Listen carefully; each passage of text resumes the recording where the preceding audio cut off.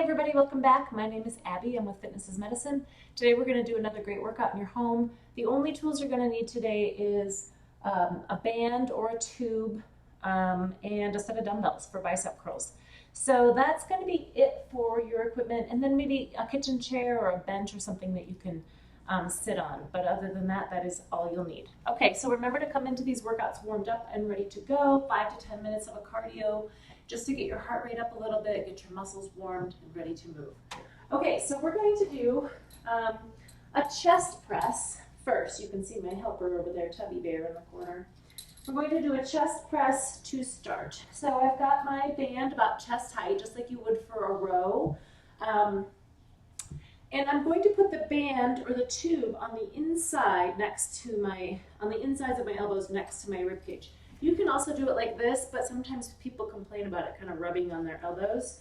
So if you hold it on the inside, it's the same exercise, it just can be a little bit more comfortable. So I want you to stagger your feet. So we're gonna put 1 foot forward, 1 foot back, knees bent just a little, so a little bit of a staggered athletic stance, so core tight, and then back nice and tall. We're going to push forward.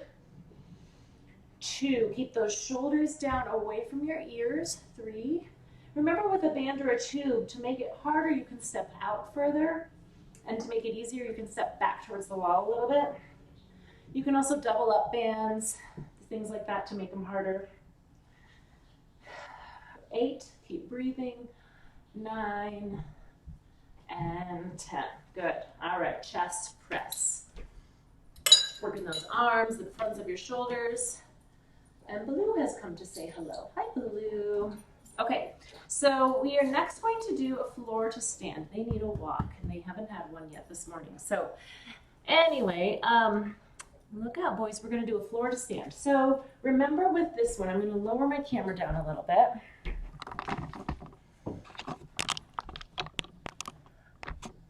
So we're going to start down on your hands and knees. I want you to do 5 on each side, and we've done these a lot in the past. Hi, baby. Hi. Are you going to help me?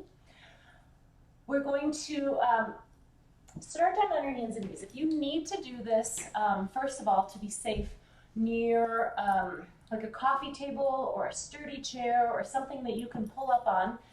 Also, maybe with someone else around. If you're not so sure about performing this one, make sure someone else is around and knows that you're doing this in case you do need a hand. Okay, so we're going to start on your hands and knees. We're going to bring, I always say foot, hand, up. So foot, hand, up. So you want to bring your center of gravity back over your hips. And then you can put your other hand on this or on the coffee table, depending on your comfort level and your strength level, and then push all the way up to standing. So now we're going to switch sides. So we'll go down to your hands and knees, foot, hand, up, and then stand up. Preferably don't do it with a dog under your feet. It's a little bit, it can be a little more challenging here. Switch sides each time, foot, hand, up, and then stand up. This is a fun game for Baloo. Down on your hands and knees, foot, hand, up, press on that knee and stand up. So remember, when you are doing this, if you're having trouble getting this foot all the way forward, like say you can only get it to here, what I've told people in the past too is just kind of repeat that foot, hand. So foot, hand, and then up. So that you can help with that hand. So if you're here, foot, hand, and then you need to bring that foot forward, that's going to give you the most stable situation to stand up safely. And then push on this, stand up straight, stand up tall. I'm going to raise my camera up just a little. When you stand up, remember that the key here really is getting your torso back over your hips, getting that center of gravity back over your hips so that you can stand up safely. Because if you're here and you go to stand up, you could be falling forward and then be in another fall situation. So this is good to know in case you fall, but also, you know, you're getting down on your hands and knees in gardening or picking things up or playing with your grandkids or something like that. So foot, hand, up, Press all the way up. Even if you're really good at sit to stand and you don't have any trouble with it, this is a great full body exercise. Foot, hand up, press up nice and tall. Remember to always do it next to something sturdy if you need it. Foot, hand up, and stand up. Okay, so that was 5 on each side. You can tailor that to your needs. So if you want to get more of a workout, do 10 on each side. If you need a little less, do 2 on each side and work your way up. Okay, now we're going to do reverse flies. So I've got another band here. You can use that same band you use for your chest press, or you can use a different one. I'm going to do this in a tandem stance, holding the band straight out in front of me with my palms to the floor, and then I'm going to squeeze back. Really squeeze those shoulder blades. Now, if you have shoulder or elbow pain with this, you can bend your elbows like this, that's okay, and squeeze back. Now, the key is you're bringing it straight out to the sides, really squeezing those shoulder blades, keeping your shoulders down away from your ears. Keep breathing, chin tucked, good posture. 9 and 10. Now, with this as well, with a band, if you need to make it harder, you can double it up. You can hold it closer. This one can be a little bit challenging, so if you have a really hard band, you can hold it further apart and then squeeze, okay? So there's lots of ways to kind of make that easier or harder depending on where you are with that. Doubling it up makes it quite a bit harder, so you can play with it. You know, if it doesn't work, just keep experimenting. Okay, now we're going to do calf raises. So this is a really important thing, to have strong feet and calf muscles. So getting range of motion in your feet and toes is a really important thing for gait and for balance and for fall prevention. So I want you to do this next to something where you can hang on for balance so that you get a really full range of motion. So I tell people, go up on your toes as if you're trying to see over someone. You know, like when you're a kid and you're trying to see over someone in front of you. Up on those toes as far as you can, and then slowly lower back down. This is one you can do anywhere, anytime, and it seems like a pretty simple one that doesn't take much thought, but it's a really important one, like I said, for that feet and toe range of motion, your ankle range of motion, your calf strength. All of it's really important with gait and fall prevention. Gait meaning walking. So nice and slow. Think about spreading out your toes in your shoes when you go up on your toes. If you're doing this without shoes, use, each one of those toes and really find that strength all throughout. 2 more. Like I said, this is one you can do anywhere, while you're waiting for the water to warm up to brush your teeth, or while you're waiting for your tea to warm up, or your coffee to brew, or your,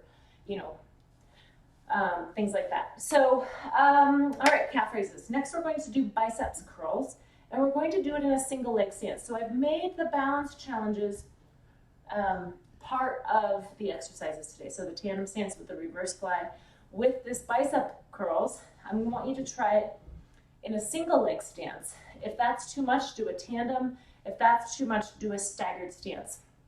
And if that feels like too much, even just standing with your feet close together is a good balance challenge because you've narrowed that stance. You're narrowing your base of support. So find one of those that's a challenge for you. And now we're going to do bicep curls. So stand on one foot.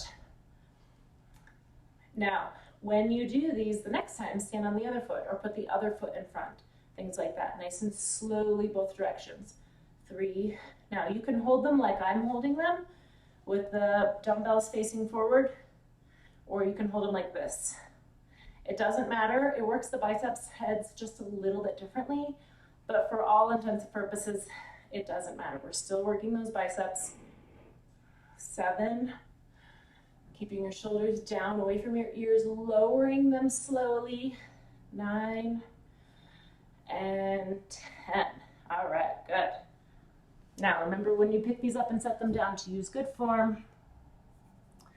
And the final one, we're going to do a double knee lift from a chair. I have to get my chair out over here. We've done these in the past. These are a really great core exercise that doesn't take anything fancy. But it's challenging, and it really is important. So thinking about lifting your legs for balance and for fall prevent, like when you lose your balance and you need to step forward quickly.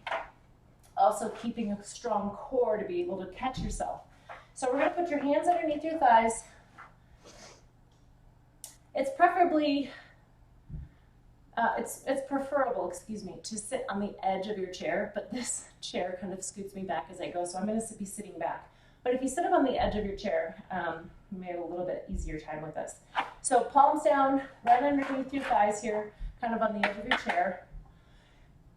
Shoulders down. You're going to lift your feet up off the ground. 2. Now, don't rock backwards. Don't do this, because then you're not really using your core. You're just kind of using momentum and using a little bit more back. 3, 4. We did these not too long ago, but I like to do them because they're really a challenge. 7, and they're really good abdominal core exercise that doesn't involve your neck.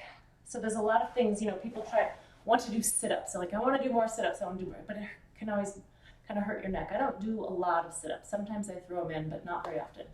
Okay, so that's it for today. So make sure you go through them 1 or 2 more times.